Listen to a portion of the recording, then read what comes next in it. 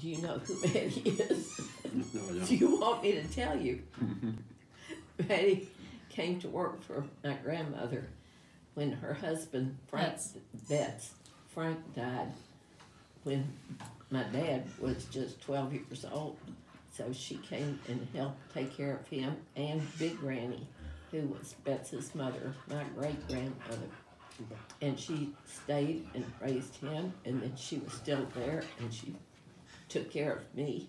And she worked with Betts because grandmother had to make a living.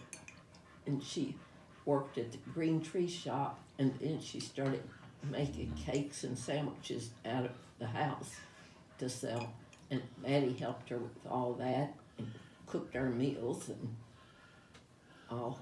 And then she was still there when Sarah and Elizabeth were born, and she had to leave Betts before that because Betts couldn't afford to pay her anymore, even though I think it was not much at all, but Betts still didn't have enough money, so she got her a job with Miss Davidson, who had a beauty shop out on East Main, across from the old Henry Clay High School.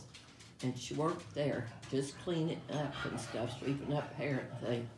And then they got her a job at Good Samaritan, and she worked in the with the babies, the pediatrics and all, took care of them. But she also babysat with your mom and Elizabeth. Oh. And when she died, she asked the nurses to call her baby to come to the hospital up at Old St. Joe. And I went, and when I got there, the nurses said, "I'm sorry, you can't see her. It's only family allowed." And I said, "I am family. I'm white." They knew she's black. They assumed we were not related. But I said, "Did she ask you to call her baby?" "Yes." I said, "That's me." And so I did get to go in and see her. And when she was dying, she knew she was dying. I had told her she could come to my house when she got out of the hospital, but Dr. Moosnick wouldn't let her go. I don't know whether for her sake or mine or what. But anyway, I was holding her hand, and she says, "Don't hold on to me, baby. Let me go." And she wouldn't let me hold her hand. Makes sense. Yeah. She was a great, great person. And what about the cookies?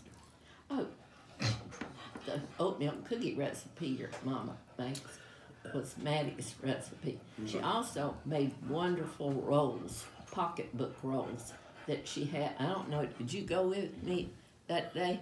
Yep. She had us over to her house to show us how to make them. And it was like double yeast, I think, so that they would rise faster, and they were delicious. And you take the biscuit, cut it out, the roll rather, cut it out with a biscuit cutter, put a knife in the middle and fold it over, and then put it in a round cake pan thing, layer it in there. Oh, they were good. But anyway, I'm sorry you didn't know her. And the cookies? Well, I She said it made was the her cookies recipe. for Big Daddy, didn't she? She what? Didn't she make them for Big Daddy? I don't know that. I mean, that's not sticking in my mind. Okay, the story I heard was that she made them for him, and he said because of his allergies or whatever, none of us ever got any of the oatmeal cookies. No, that wasn't that same story. Okay. He used to